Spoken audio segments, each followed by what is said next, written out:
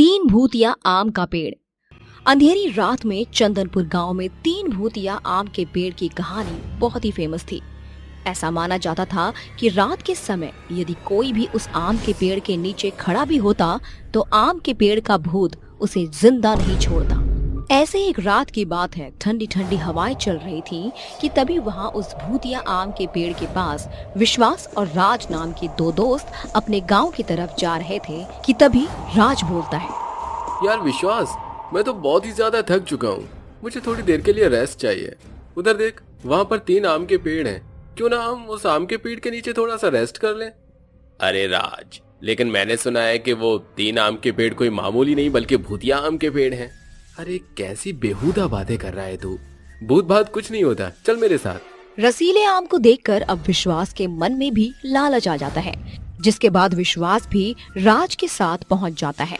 जैसे ही राज पेड़ के ऊपर चढ़ता है वैसे ही राज को ऐसा महसूस होता है कि उसको किसी ने पीछे से धक्का देकर गिराने की कोशिश की है, लेकिन राज अपना बैलेंस बनाते हुए विश्वास को बोलता है, अरे विश्वास, ये क्या कर रहा है तू पेड़ को क्यों हिला रहा है?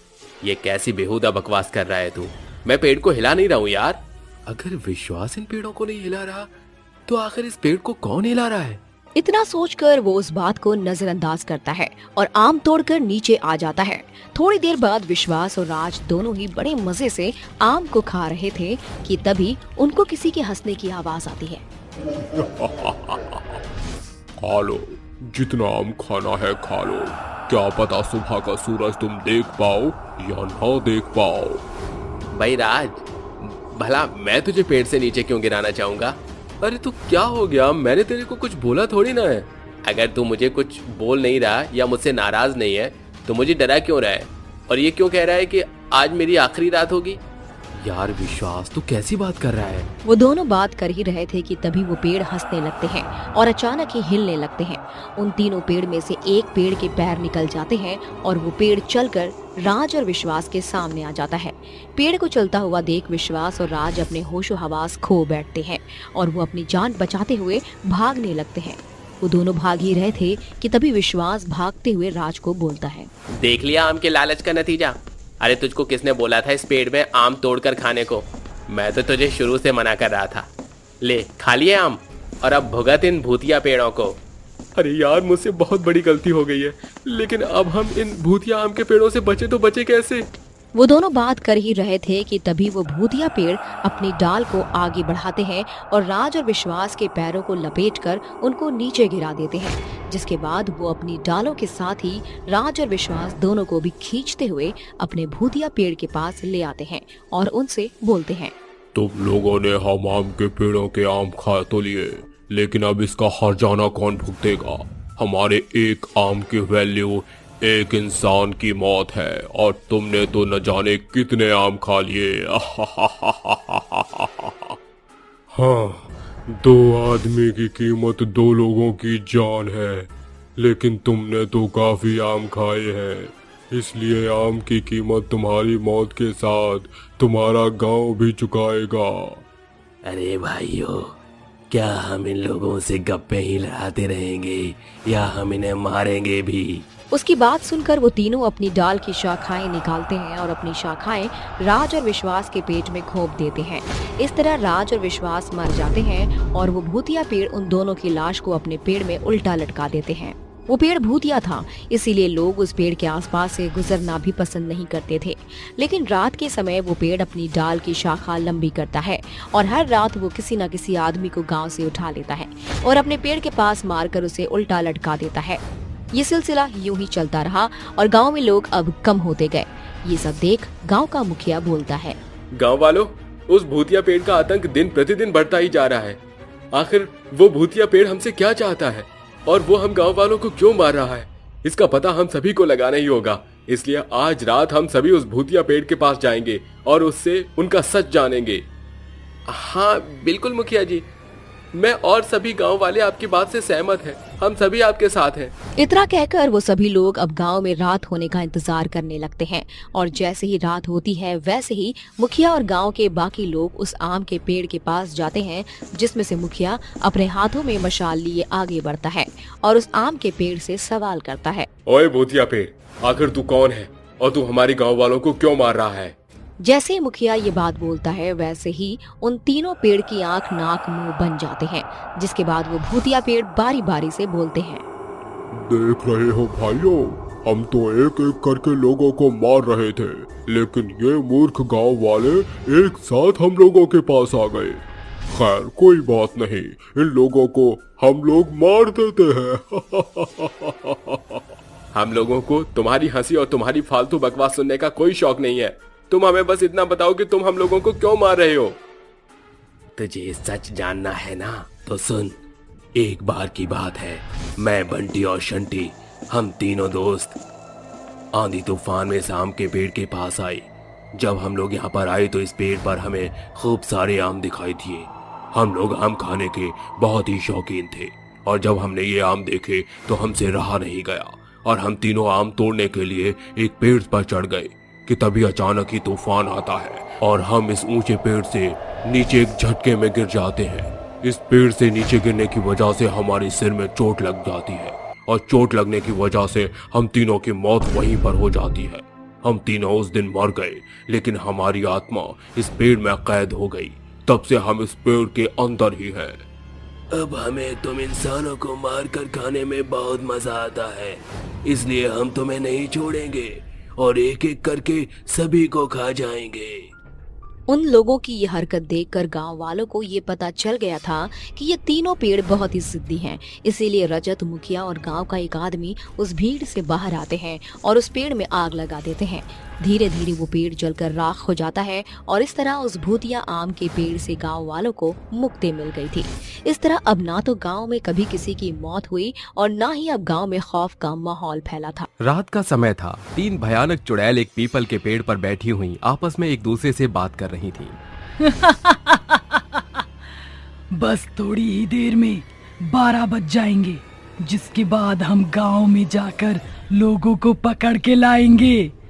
सही बोला, आज तो मैं उन्हें बहुत ही ज्यादा तड़पाऊंगी। देखना, बहुत बुरे तरीके से चीखेंगे सबके साथ। बहुत मजा आएगा। जैसे ही 12 बजते हैं वो तीनों चुड़ैल गांव में जाकर लोगों को ढूंढना शुरू कर देती हैं। तीनों को एक एक आदमी मिल जाता है, जिसके बाद वो उन तीनों आदमियों को अपने साथ उड़ाकर जंगल की तरफ एक गुफा में ले जाती है। उस गुफा के अंदर साइंस लैब जैसा एक गुप्त कमरा होता है, जहां वे उन तीनों को ले जाती हैं। वो तीनों चुड़ैलों से अपनी जान की भीख मांगने लगते हैं। मुझे छोड़ दो चुड़ैल, मुझे माफ कर दो। मैंने तुम्हारा क्या बिगाड़ा है? तुम हम तीनों को यहाँ क्यों लेकर आई हो? अबे अपना मुंह बंद रख। ज्यादा बोला ना तो ये बिजली के तार तेरे मुंह में ही डाल दूंगी। चलो बहनों, अब इन तीनों को परेशान करते हैं, तभी हमें मजा आएगा। ये कहकर शीला अभय के मुंह में बिजली के करंट वाले तार लगा देती है, जिसके बाद अभय जोर जोर से चीखने लगता है। वहीं दूसरी तरफ बबली गगन को उल्टा करके ठंडे पानी में डाल देती है, जिसके बाद वो उसे बर्फ के अंदर जमाने के लिए हाई वोल्टेज कर देती है। देखा कैसे तड़प रहे हैं ये लोग। आखिर हमारे एक्सपेरिमेंट है भी तो कमाल के। मुझे यहाँ से बाहर निकालो, मुझे बहुत ठंड लग रही है। ये पानी मुझे सुई की तरह चुभ रहा है। निकालो, मुझे बहुत ठंड लग रही है।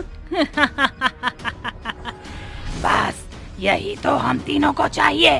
जब तक हम तुम लालची लोगों को ऐसे तड़पाएंगे नहीं, तब तक हमें शांति नहीं मिलेगी।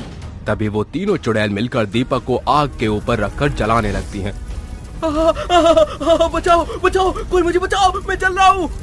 ऐसे ही वे तीनों चुड़ैल उन तीनों आदमियों के ऊपर अपने सभी एक्सपेरिमेंट करके उन्हें मार देती हैं, जिसके बाद वो तीनों की लाश उठाती हैं, उन्हें गांव में यहाँ वहाँ फेंक देती हैं, जिसके बाद वो वहाँ से गायब हो जाती हैं। अगले दिन सुबह गांव के सब लोग उनकी लाशों को देखते हैं, तो वहाँ से उनकी लाशें इकट्ठी करके एक ही स्थान पर रखते हैं और आपस में बातचीत करने लगते हैं। कितनी बेरहमी से इन लोगों को मारा है। इन्हें मारने वाला तो बहुत ही जालिम होगा। आखिर कौन इन्हें मार सकता है? अरे रेखा काकी, ये तो किसी की मिली भगत लग रही है। किसी ने बड़े ही सावधानी से इन्हें मारा है। तुम लोगों को पता है, ये तीनों आपस में दोस्त थे और ऊंची जात के घर से थे। चुप करो तुम लोग, पहले भी ऐसे ही हालत में हमें कुछ लोगों की लाश मिली है और अभी तक मरने वाले सभी लोग ऊंची जाति के ही लोग थे। मुझे तो ये सब किसी चुड़ैल का काम लग रहा है जो लोगों को तड़पा तड़पा कर मार रही है। इनकी हालत तो देखो, अरे लगता है किसी ने इनके ऊपर कोई एक्सपेरिमेंट किया है। क्या चुड़ैल इनके ऊपर कोई एक्सपेरिमेंट करेंगी? हमें पुलिस को खबर देनी चाहिए। ठीक है, तुम पुलिस को खबर देकर आओ। मैं गांव के कुछ लोगों के साथ पंडित के पास जाती हूँ और अपने गांव के सुख शांति के लिए हवन करवाती हूँ। ये सोचकर बूढ़ी काकी पंडित के पास जाती है, जिसके बाद पंडित एक यज्ञ शुरू करता है और यज्ञ करते करते उन्हें गांव के ऊपर बुरी आत्माओं का वास महसूस होता है। गांव में कुछ चुड़ैलें हैं जो ये सब आतंक मचा रही हैं। अगर उन्हें सही समय पर नहीं रोका गया तो वो गांव के कई लोगों को मार देंगी। ठीक है पंडित जी, आज ही रात आप हमारे गांव चलकर उन चुड़ैलों को भगाने के लिए कोई उपाय निकालना।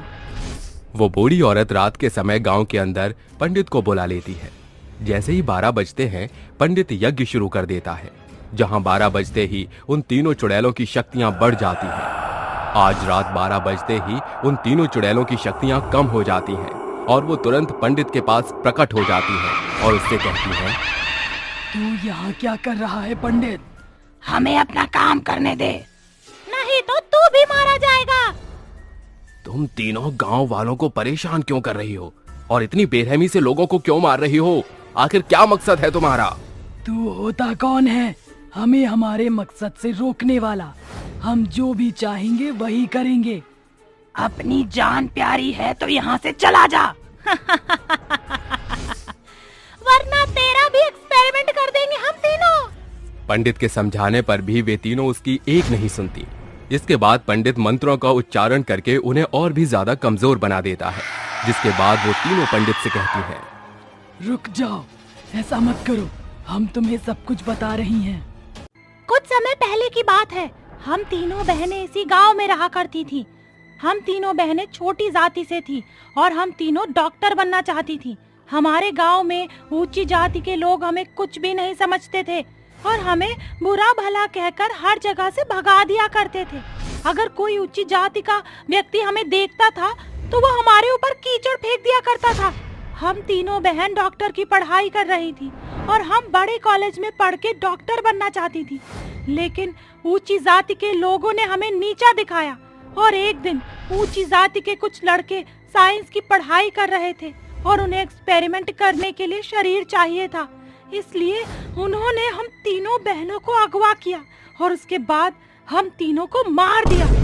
जिसके बाद उन्होंने एक्सपेरिमेंट करते समय हम लोगों के शरीर का बहुत बुरा हाल कर दिया। हम तीनों की मौत हो गई थी, लेकिन मरने के बाद हमें मुक्ति नहीं मिली। जिसके बाद हम तीनों ने ऊंची जाति के लोगों को सबक सिखाने के लिए उन्हें मारना शुरू कर दिया। जब तक हम तीनों को मार नहीं देते तब तक हमारा बदला पूरा नहीं होगा। चुड़ैलों की बात सुनकर गांव के सभी लोग रोने लगते हैं। यहाँ तक कि पंडित की आंखों में भी आंसू आ जाते हैं और वो चुड़ैलों से कहता है, तुमने जो किया बिल्कुल सही किया और ऐसे ही करना चाहिए, क्योंकि ये जो भेदभाव होता है वो सबसे गलत होता है। हम इंसानों को एक दूसरे से भेदभाव नहीं करना चाहिए। मुझे बताओ, मैं तुम्हारी मदद करूंगा। मुझे क्या करना होगा तुम्हारी मदद करने के लिए? उन तीनों को पकड़ के हमारे पास ले आओ, हम तीनों उन्हें ले जाएंगे। उसके बाद हम इस गांव को हमेशा हमेशा के लिए छोड़कर चले जाएंगे। इनका कहना तो बिल्कुल सही है। इससे ऊंची जात के लोगों को सबक भी मिल जाएगा, ताकि वो आगे कभी दोबारा से किसी भी नीचे जात के लोगों के ऊपर अत्याचार न करें। पंडित के कहने पर गांव के सभी लोग उन तीनों को पकड़ के चुड़ैलों के हवाले कर देते हैं, जिसके बाद चुड़ैल उन तीनों को अपने साथ अपनी गुफा में ले जाती है और वहीं दूसरी तरफ वो तीनों चुड़ैल उन तीनों की बॉडी के साथ एक्सपेरिमेंट करती हैं। ना तो उन्हें मरने देती हैं और ना ही जीने देती हैं। सालों से वो उनके साथ इसी प्रकार से करती आ रही हैं। इससे गांव के ऊंची जात के लोगों को सबक मिल जाता है और वो अब नीची जात के लोगों के साथ कोई भेदभाव नहीं करते और मिलकर एक साथ खुशी खुशी रहने लगते हैं। हमें कभी भी ऊंची जात और नीची जात से इंसानों की तुलना नहीं करनी चाहिए, क्योंकि ईश्वर ने हम सभी को एक जैसा बनाया है, एक जैसी सूरत दी है और हमारी रगों में दौड़ने वाला खून भी एक ही जैसा है। इसलिए हम सबको सम्मान देना चाहिए और सबकी इज्जत करनी चाहिए। वीडियो कॉल करने वाली चुड़ैल। ओम ह्रीं क्लीं चामुंडाय विचे नमः। ओम ह्रीं क्लीं चामुंडाय विचे नमः। ओम ह्रीं क्लीं चामुंडाय विचे नमः। चारों तरफ यज्ञ जल रहा होता है। एक गांव में एक तांत्रिक बाबा बहुत बड़ा यज्ञ कर रहे होते हैं ताकि वो गांव को चुड़ैल से बचा सकें। तभी तांत्रिक बाबा अपनी थाली में बहुत सारी भभूति लेकर गांव के चारों तरफ एक बड़ा सा घेरा बनाने लगते हैं और अपने मन में मंत्रों का जाप करने लगते हैं। जटाटवी गलत जल प्रभा पाति स्थले पर डुमट डुमट डुमन निनाद वंग मर्यवम चकार चंड तांडवम तनोत दूना शिवा शिवम। मंत्र के साथ साथ जैसे ही तांत्रिक बाबा घेरा बंद करते हैं तभी तांत्रिक बाबा गांव के सभी लोगों से कहते हैं, देखो गांव वालों, मैंने इस गांव के चारों तरफ मंत्रों के द्वारा भभूति से घेरा बना दिया है। अब चुड़ैल इस गांव में कभी भी कदम नहीं रख सकती। तांत्रिक की ये बात सुनकर गांव के सभी लोग बहुत खुश होते हैं और वापस अपने अपने घरों में आराम करने के लिए चले जाते हैं। जिसके बाद आधी रात के समय जैसे ही चुड़ैल गांव की तरफ अपने कदम रखती है उसे एक बहुत ही बुरी तरह का झटका लगता है, जिसकी वजह से वो बहुत दूर जाकर गिरती है। अरे ई का होई कवा, हमका इतना जोरदार झटका कैसन लगा? दोबारा से कोशिश करती हूँ। ये सोचकर चुड़ैल दोबारा से गांव में घुसने की कोशिश करती है, लेकिन उसे बार बार बहुत ही बुरी तरह झटका लगता है। जिसके बाद वो गुस्से में उठती है और कहती है, इस ससुर का नाती आखिर ई का हुई रहा है? अरे दादा, ई तो बहुत ही बड़ी समस्या है। तभी चुड़ैल के पेट से अजीब सी आवाज आती है। अरे हमरे पेट में तो चूहे दौड़ते हैं, बहुत जोरदार खलबली मच रही है पेट में। तभी चुड़ैल अपनी शक्तियों के द्वारा गांव के अंदर जाने का रास्ता ढूंढती है। जिसके बाद उसे पता चलता है, ये तांत्रिक तो ससुरा बड़ा चंट निकला।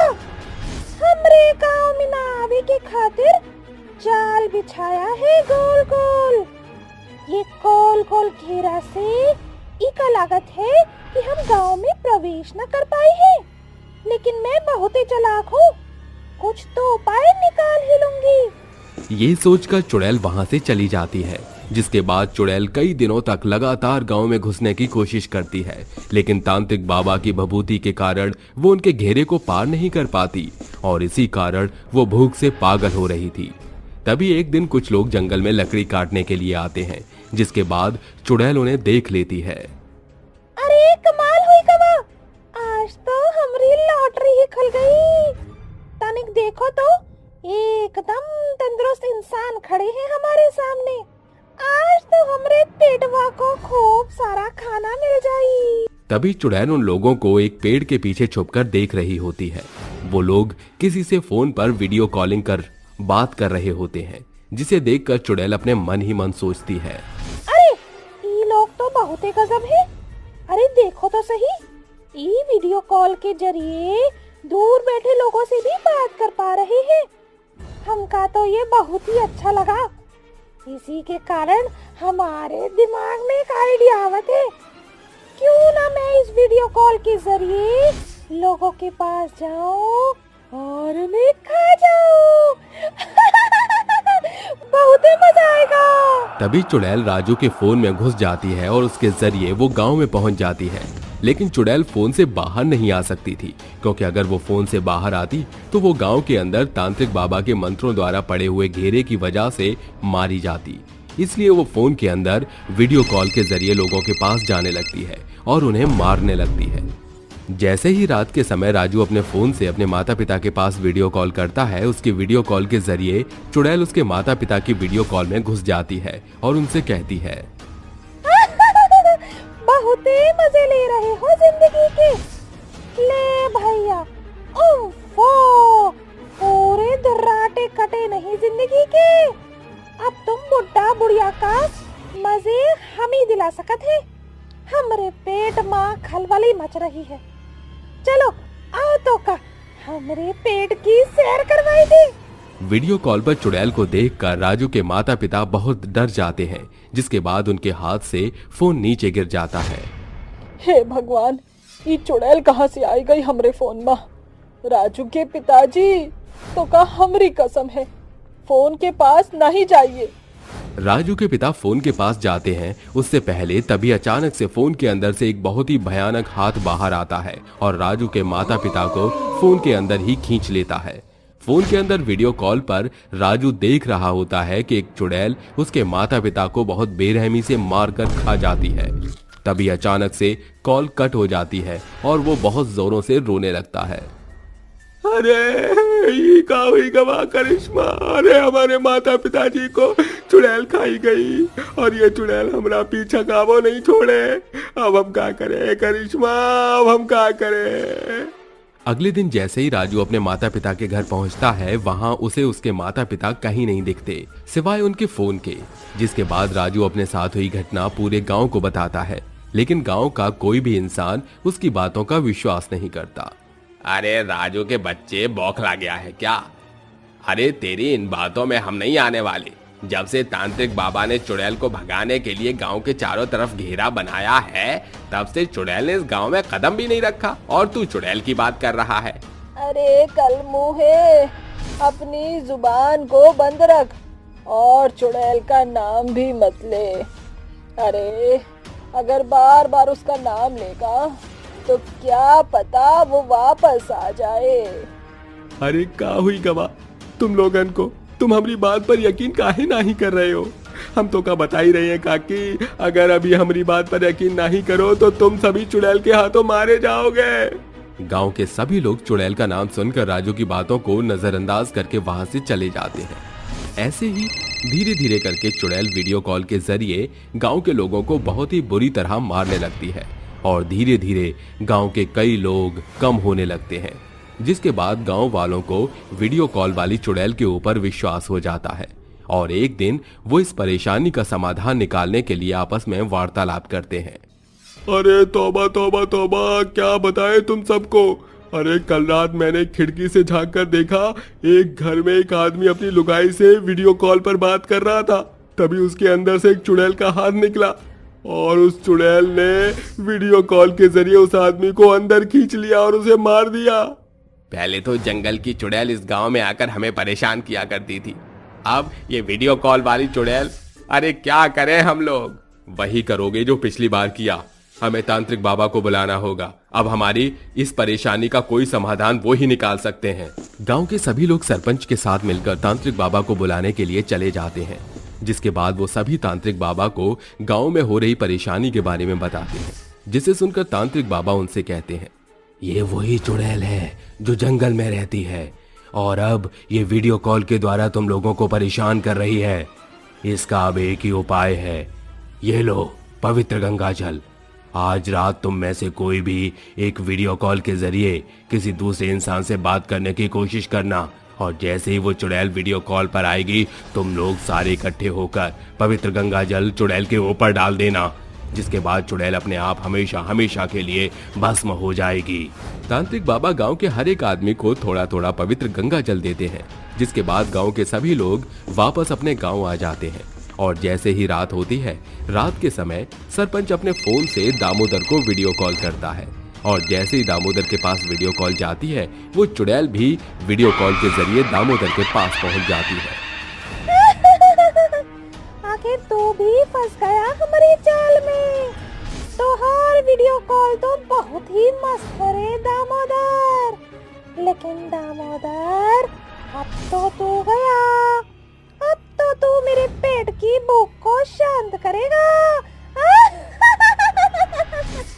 ऐसा कहकर चुड़ैल जैसे ही अपना हाथ बाहर निकालती है, गांव के सभी लोग इकट्ठे होकर दामोदर के फोन के ऊपर पवित्र गंगा जल छिड़क देते हैं। जिसके बाद वो फोन अपने आप एक बम की तरह फट जाता है और चुड़ैल उसके अंदर जलकर राख हो जाती है। जिसके बाद गांव वालों को चुड़ैल से हमेशा हमेशा के लिए मुक्ति मिल जाती है। रात का समय था। जिंदलपुर गांव से 2 किलोमीटर की दूरी पर एक जंगल में पुराना किला था। पुराने किले में एक पति पत्नी का जोड़ा रहता था, लेकिन पुराने किले में वो दोनों पति पत्नी कोई जिंदा इंसान नहीं बल्कि मुर्दे थे। उन दोनों की ही मौत कई अरसे पहले हो चुकी थी और इस तरह वो दोनों भूतिया पति पत्नी थे। उस हवेली में राघव की चुड़ैल पत्नी राघव भूत से बोलती है, राघव जी, मुझे जानवर चाहिए। अगर मुझे जानवर नहीं मिला तो मैं तुम्हें ही खा जाऊंगी। आ गई समझ में? चंद्रिका, तुम ये कैसी बात कर रही हो? भला मैं जानवर कहाँ से ला कर दूं? अरे जानवर इस जंगल में दिखेगा तभी तो मैं तुझे जानवर खिलाऊंगा ना। मुझे फर्क नहीं पड़ता। अगर तुम जानवर नहीं लेकर आए तो मैं सच में तुम्हें खा जाऊंगी। और ये तुम बहुत अच्छे से जानते हो कि अगर मैं तुम्हें नहीं खा पाई तो मैं तुम्हारे दोनों दरिंदों को खा जाऊंगी। अपनी और अपनी दरिंदों की जान बचाना चाहते हो तो चुपचाप मेरे लिए जानवर लेकर आ जाओ। चंद्रिका, तुम सच में बहुत जिद्दी हो। और भला इस तरह कौन करता है? चंद्रिका, चंद्रिका नाम है मेरा। ऐसा कोई और नहीं बल्कि चंद्रिका चुड़ैल करती है। मेरे दरिंदों, चलो इस जानवर लेने के लिए हमें इस हवेली से बाहर निकलना होगा। इतना कहकर भूत और भूत के दो दरिंदे हवेली से बाहर निकल जाते हैं, जिसके बाद वो सभी पूरे जंगल में इधर से उधर भागने लगते हैं।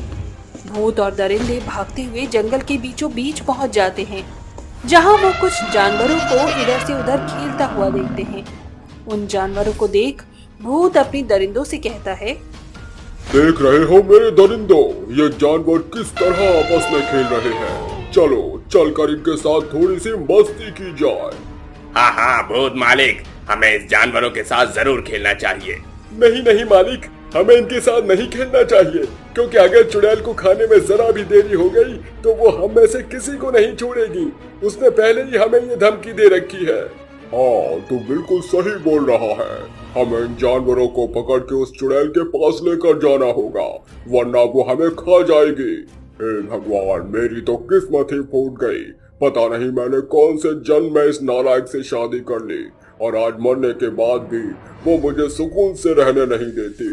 ये नहीं कि खुद का शिकार खुद ही करे। इतना कहकर भूत अपनी दोनों दरिंदों को जानवरों को उठाने का ऑर्डर देता है, जिसके बाद वो दोनों दरिंदे जानवरों को उठाती हैं और हवा में उड़ते हुए चुड़ैल के पास पहुंच जाते हैं। चुड़ैल गुस्से में दिल मिलाते हुए बोलती है, कहाँ है मेरा शिकार? अगर आज तुम लोग मेरे लिए शिकार नहीं लाए होगे तो काल देवता की कसम मैं तुम लोगों को नहीं छोड़ूंगी। अरे डार्लिंग, तुम इतना गुस्सा क्यों कर रही हो? मैं तुम्हारे लिए बड़े बड़े 2 हिरन लाया हूँ। क्या तुम उसे खाकर अपना पेट नहीं भरोगी? कहाँ? जल्दी दो, मेरे पेट में भूख से बड़े बड़े चूहे दौड़ रहे हैं। तो अपने पेट से उन चूहों को निकाल कर खा जाती ना। अब लोगों से इतनी मेहनत क्यों करवाई है तूने? तुझे जानवर खाना है या नहीं? अगर खाना है तो मुंह बंद करके चुपचाप खड़े रहे। इस तरह वो चुड़ैल एक हिरन अपने भूतिया पति को देती है और दूसरा हिरन खुद बड़े ही चाव से खाने लगती है। कुछ समय बाद वो दोनों उसी हिरन को खाकर खत्म कर देते हैं और हिरन की हड्डियों को अपनी दरिंदों के सामने फेंक देते हैं। अब सुबह होने वाली थी। सुबह की रोशनी देख चुड़ैल बोलती है, अरे जानो, सुबह होने वाली है। अब मुझे नींद आ रही है। चलो चलकर सो जाते हैं। बाकी ये दरिंदे तो हमारी रक्षा के लिए यहाँ पर तैनात हैं ही। भूत उसकी बात से सहमत हो जाता है, जिसके बाद चुड़ैल और भूत दोनों ही गायब हो जाते हैं और एक बार रात की चांदनी फिर उजागर होती है और उस चांदनी को देख चुड़ैल अपने पति से बोलती है, आज मेरा मन गांव में जाकर गांव के जानवरों को खाने का है, क्योंकि अब इस जंगल में जानवर नहीं बचे। क्यों राघव, क्या कहते हो तुम?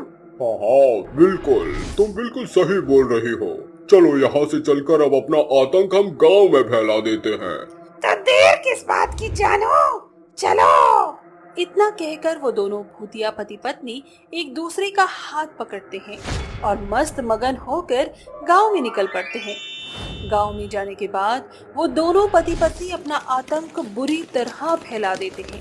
वो कभी किसी के घर के कुत्ते को मारकर खा जाते तो किसी के घर की बकरी खा जाते। धीरे धीरे उन लोगों का यह आतंक बढ़ने लगा और उस आतंक को देख गांव के लोग आपस में बोलते हैं, अरे गांव वालों, यहाँ पर अब हमारी बकरियां, कुत्ते, गाय, भैंस सब चोरी हो रहे हैं। आखिर ये सब जा कहाँ रहे हैं? ये तो नहीं पता, लेकिन अगर हमें इस चोर को पकड़ना होगा तो हमें पुलिस थाने में अर्जी देनी होगी। सभी गांव वाले अब उस औरत की बात से सहमत होते हैं और पुलिस स्टेशन में जाकर अपने जानवरों की चोरी की वारदात पुलिस को बता देते हैं। और इस तरह गांव वालों की रिपोर्ट पुलिस अपने थाने में लिख लेता है। पुलिस जानवरों की चोर को ढूंढती है, लेकिन उसको कहीं भी कोई भी सबूत नहीं मिलता और हार कर पुलिस इस केस को बंद कर देती है। लेकिन गांव वालों के मन में अभी भी ये बात चल रही थी कि आखिर कौन है जो गांव के जानवरों को गायब कर रहा है। अब रात के समय दोनों भूतिया पति पत्नी एक बार फिर गांव में आते हैं और गांव में एक भी जानवर को ना देखकर दोनों चिल्लाते हुए बोलते हैं, यहाँ पर तो एक भी जानवर नजर नहीं आ रहा है। अब मैं क्या खाऊंगी? मैं इन इंसानों को नहीं छोड़ूंगी। अब मैं इन्हें भी खा जाऊंगी। चुड़ैल की आवाज सुनकर अब सभी गांव वालों की आंखें खुल जाती हैं, जिसके बाद सभी गांव वाले अपने अपने घरों से बाहर निकल जाते हैं। वो लोग जैसे ही अपने घर से बाहर निकलते हैं, वैसे ही वो एक चुड़ैल को अपने गांव के अंदर पाते हैं। ये देख गांव की गंगा बोलती है, अरे दादा, यहाँ पर तो एक भूत और भूतनी है। हम तो सोच रहे थे कि कोई इंसान हमारे जानवरों को चुरा चुरा कर ले जा रहा है, लेकिन यहाँ पर तो कोई इंसान नहीं, बल्कि ये दोनों भूतिया पति पत्नी हमारे जानवरों को चुरा चुरा कर खा रहे हैं।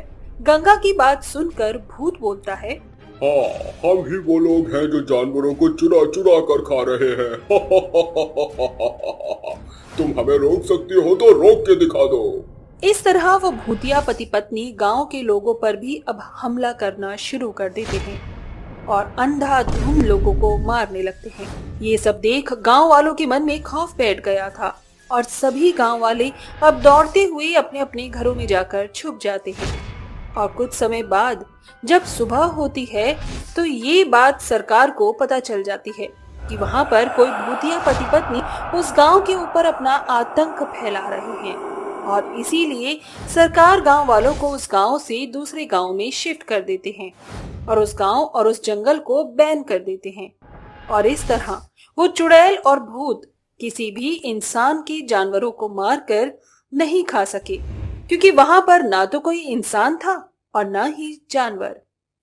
एक आदमी रात में गुनगुनाते हुए आ रहा था, तेरी मेरी गल्ला होगी मशहूर, करना कभी तू मुझे नजरों से दूर। कितने चली तू, कितने चलिए तू, कितने चलिए तू।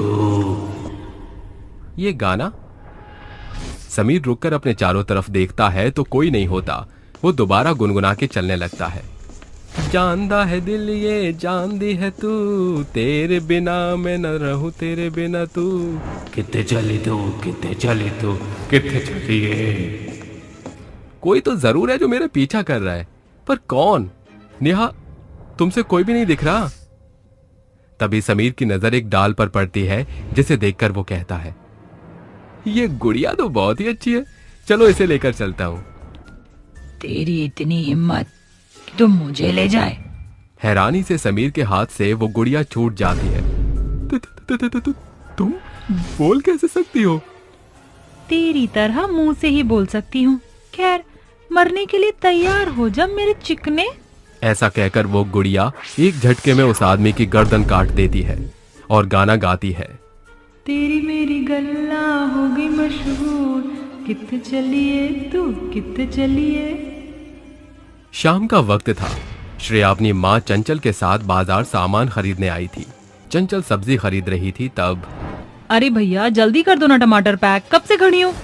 वाह, ये कितनी प्यारी गुड़िया है, इसकी आंखें तो और भी सुंदर हैं।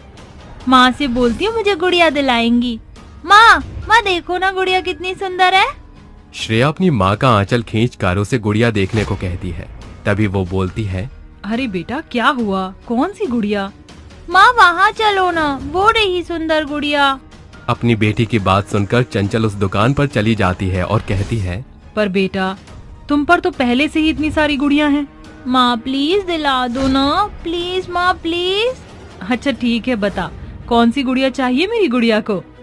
माँ मुझे वो डॉल चाहिए, देखिए उसकी आंखें कितनी सुंदर और बड़ी बड़ी हैं। मुझे वो डॉल दिला दो ना माँ। सुनिए, वो वाली गुड़िया दे दीजिए। वाह, अब मजा आएगा। इस लड़की के घर में जाकर इन सब के घर वालों को मार डालूंगी, कोई नहीं बचेगा। इतना कहते ही दोनों अपने घर उस भूतिया गुड़िया को ले आते हैं। श्रेया गुड़िया के साथ खेलने के बाद कहती है, वाह माँ, ये गुड़िया तो बहुत ही अच्छी है, इसके साथ खेलने में बहुत मजा आ रहा है। अच्छा, जरा मुझे खेल कर बताओ, इसके साथ तुम कैसे खेलती हो? तभी श्रेया उस गुड़िया को हवा में उछाल कर कहती है, ये देखो माँ कैसे उड़ रही है। अरे अरे अरे, बचाओ कोई मुझे, ये लड़की मुझे गिरा डालेगी। अरे कोई बचाओ, बहुत डर लग रहा है। ये देखो माँ, और ऊंचा उछालती हूँ। नहीं नहीं, प्लीज मुझे मत उछालो। वैसे हंसना नहीं चाहिए, लेकिन मानना पड़ेगा ये भूतिया चुड़ैल एक छोटी सी बच्ची से डर जाती है। खैर वो भूतिया गुड़िया उस वक्त डर जाती है। खेलने के बाद श्रेया गुड़िया को एक कुर्सी पर बिठाकर चली जाती है। भूतिया गुड़िया लाल आंखें करके कहती है, हाय रब्बा, इस लड़की ने तो मेरी जान ही ले ली। मेरा जोर से सर घूम रहा है। इस लड़की ने जो मेरे साथ किया ना, इसको तो मैं छोड़ूंगी नहीं। अब देख मैं तुझे कैसे मारती हूँ। गुस्से में आकर वो भूतिया गुड़िया अपने आप उठकर श्रेया की तरफ जाकर उसे चुपके से देखती है। श्रेया के पलटने पर उसे अपनी गुड़िया दिखाई देती है। अरे ये गुड़िया तो मैंने कुर्सी पर रखी थी, यहाँ कैसे आ गई? अब नहीं है? श्रेया वापस उसी कुर्सी के पास जाती है। अरे गुड़िया तो यहीं पर है। लगता है मुझे वहम हो गया था। रात में वो गुड़िया उस घर में उड़ रही थी। तभी चंचल पानी पीने के लिए उठती है। वो भूतिया गुड़िया उसे देखकर जमीन पर लेट जाती है। अंधेरे में चंचल उसके ऊपर पैर रख देती है। तभी गुड़िया कहती है, हाय राम, मर गई मैं। पहले बेटी ने मेरा सर घुमा दिया और अब इसकी माँ ने मुझे परेशान कर दिया। छोड़ूंगी नहीं इन दोनों को मैं। अरे ये गुड़िया यहाँ कैसे आई? चंचल उसे उठाकर उसी जगह रख देती है। अगले दिन श्रेया फिर उस गुड़िया के साथ खेलती है। तभी आइसक्रीम वाले को देखकर गुड़िया को जमीन पर फेंक देती है, जिसकी वजह से उस गुड़िया को चोट लग जाती है। इतने में एक कुत्ता आकर उस पर पखाना करके चला जाता है। बस इसी बात से उस भूतिया गुड़िया को बहुत गुस्सा आता है और अपनी मरी हुई हालत में कहती है, हाय हाय, इस लड़की ने मेरा जीना भी आराम कर दिया है। आखिर एक गुड़िया की ये हालत कोई कैसे कर सकता है। बस बहुत हो गया, अब मैं उन सबकी जान लेकर रहूंगी। आए हाय, पहले तो नहाना पड़ेगा, मेरे में से कितनी गंदी बदबू आ रही है। इसी के बाद अगले दिन वो भूतिया गुड़िया एक एक करके उस लड़की और उसकी माँ को मार डालती है। जिसके बाद वो कहती है, तुम दोनों ने मेरे साथ बहुत बुरा बर्ताव किया था, आखिर उसकी सजा मैंने तुम्हें दे ही दी। मैं इतनी खतरनाक भूतिया गुड़िया हूँ जिसने न जाने कितनों की जान ले ली, और तुमने मेरी ये दशा की। देखना मुझसे पंगा लेने का क्या नतीजा होता है। इस तरह वो गुड़िया आसपास के लोगों को भी मार डालती है। तभी नील नाम का लड़का उस भूतिया गुड़िया पर शक करता है और एक तांत्रिक के पास जाकर कहता है, बाबा, मेरे घर में अचानक से सब मर गए। मैं इसलिए जिंदा हूँ क्योंकि मैं यहाँ नहीं था, और मुझे शक है कि मेरे घर वालों की मौत उस भूतिया गुड़िया ने की है, क्योंकि मेरी बहन ने मुझे बताया था कि वो डॉल अक्सर चलती है, हंसती है, अकेले में बात करने लगती है। मुझे विश्वास नहीं हुआ, लेकिन अब जरूर यकीन करता हूँ। बाबा, आप उस गुड़िया को किसी भी तरह अपने वश में कर लो। बालक, तुम चिंता मत करो, वो भूतिया गुड़िया अब नहीं बच सकती मुझसे, पर उसके लिए तुम्हें उस गुड़िया को यहाँ लाना होगा। ये ताबीज पहन कर जाओ, तुम्हारी सुरक्षा के लिए है। नील तांत्रिक की बात सुनकर उस गुड़िया को ढूंढता है। फिर एक दिन वो गुड़िया उसे मिल जाती है, जिसे ले जाकर वो तांत्रिक को सौंप देता है। फिर तांत्रिक मंत्र का उच्चारण करके उस गुड़िया से बात करने की कोशिश करता है। फिर उस भूतिया गुड़िया में से चुड़ैल निकलती है और तांत्रिक बोलता है, हे, मैं जानता हूँ कि तो इस गुड़िया में बसी कोई चुड़ैल है जो इसमें रह रही है। बता मुझे, बता, क्यों तू इन लोगों की जान ले रही है? क्या है तांत्रिक, तू क्यों अपनी मौत को यहाँ बुला बैठा है? मैं तेरी कोई गुलाम नहीं हूँ जो तेरी सारी बातें मानूं। छोड़ मुझे, मैंने कहा छोड़ मुझे। चुड़ैल, अगर तू अपनी जान बचाना चाहती है तो बता मुझे, वरना तुझे मैं ऐसे ही भस्म कर दूंगा। बताती हूँ। लोगों की जान लेने में बहुत मजा आता है, इसीलिए मैंने इतनी प्यारी सहेलियों को भी मार डाला। सहेलियों को? क्यों? ऐसा भी क्या हुआ था? कुछ महीने पहले की बात है। मुझे गुड़ियों का बहुत शौक था, उनके साथ दिन भर खेला करती थी। ऐसे ही एक दिन मेरी 2-3 सहेलियां मेरे पास आई और मुझसे कहने लगी, अरे माया इतनी बड़ी हो गई हो और अब भी गुड़िया से खेलती हो, छोटी बच्ची है क्या? मुझे गुड़ियों का शौक बचपन से है, इसलिए मैं तो खेलती हूँ, इसलिए मैं तो खेलूंगी। अच्छा, जरा हमें भी दे, हम भी गुड़िया से खेलेंगे। ऐसा कहकर माया की सहेलियां उसकी गुड़िया को हवा में उछालती हैं। कभी निशा के हाथ में होती है वो, तो कभी कांचा के। माया परेशान हो जाती है, मगर उसकी सहेलियां उसे गुड़िया नहीं देती। उसको परेशान करते हुए उसकी दोनों सहेलियां बाहर रोड पर चली जाती हैं, जहां एकदम से ट्रक आ जाता है और उस गुड़िया के चक्कर में माया की मौत हो जाती है, जिसके बाद उस माया की आत्मा गुड़िया में बस जाती है। और फिर मैंने अपनी मौत और गुड़िया का बदला अपनी सहेलियों को मार के लिया। तांत्रिक, मैं कितनी शातिर और डरावनी हूँ, इसलिए हट जा मेरे रास्ते से, वरना तू भी बेमौत मारा जाएगा। तेरी खोखली धमकियों से मैं डरता नहीं, इसलिए अब तेरे जाने का समय आ चुका है चुड़ैल, जा। ये कहकर तांत्रिक उस गुड़िया को अग्नि में डाल देता है, जिसके बाद भूतिया चुड़ैल की कहानी हमेशा हमेशा के लिए खत्म हो जाती है।